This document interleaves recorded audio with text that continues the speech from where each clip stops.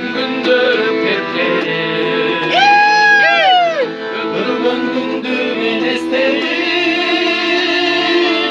Ah çirkin tonun sezimde Kaynasın yaşlı gezlerim Barakta bir defterin bir yaşlıktı istedim Baranı bul ömrüm balalığım eksedim Barakta bir defterin bir yaşlıktı istedim Baranı bul ömrüm balalığım eksedim Balalığım eksedim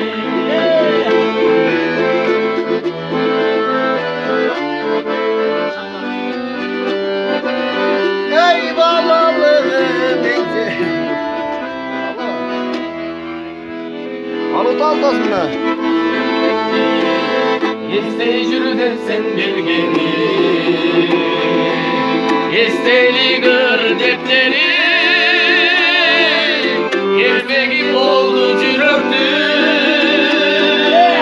Yeste seninle istedim Barakta var defterin bin yaşlıkta istedim Baranı bul ömrüm balalığım eksedim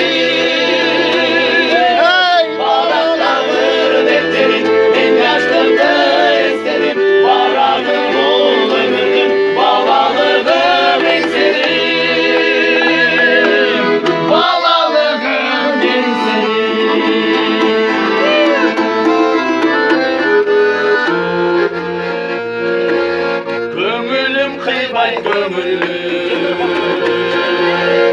ödüttür yaşlı ömrüm Özümdem seni hayralar Öptürgün maksat ümüdüm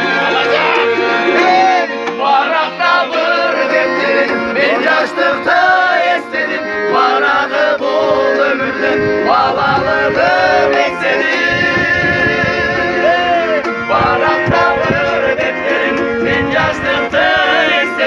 Baranı bul ömrüm balalığım eksedim Balalığım eksedim Balalığım eksedim